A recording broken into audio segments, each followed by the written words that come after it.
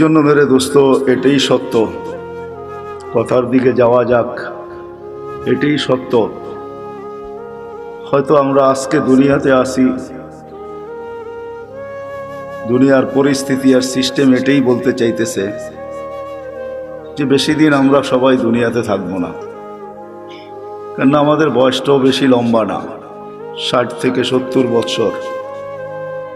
দুনিয়ায় কোনো দেশ আছে কিনা আমার জানা নাই যার গড় আয়ু 70-এর উপরে আছে। হয়তো আপনাদের কাছে জানা থাকতে পারে। বিদায় 70 পর্যন্তই আমাদের জীবনের সীমারেখা। এর চেয়ে বেশি যারা পাবে হাদিসের আলোকে বোঝা যায় কালিলুম মা ইয়াতাজাওয়াজুন। এর চেয়ে বেশি যারা পাবে এদের সংখ্যা বড় নগণ্য হবে।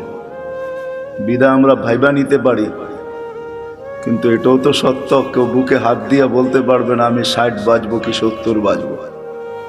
এটাও তো জানার মতো টেকনোলজির যুগে কোনো মেশিন এখনো বাহির হয় নাই।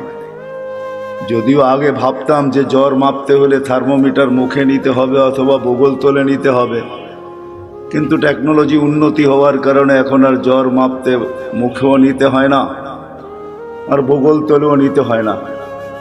বেশি দূরে যেতে হবে না, আমাদের এয়ারপোর্টেই মেশিন লাগানো আছে।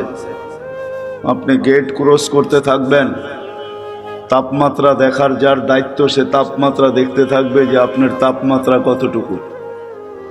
যদি দেখে তাপমাত্রা অনেক বেশি, তো গেটেই আপনাকে থামায় দিবে, আপনিও জানবেন না যে তাপমাত্রা মাপলো তো মাপলো কি করে। টেকনোলজি উন্নতি হয়েছে, কিন্তু এখন পর্যন্ত কোনো মেশিন আসে নাই যে মানুষের কপালে লাগাবে আর বলে দিবে তার বয়স কতটুকু আছে। মনে হয় কোনোদিন এই মেশিন আসবেও না।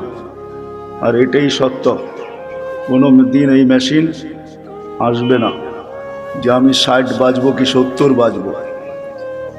এই জন্য আল্লাহ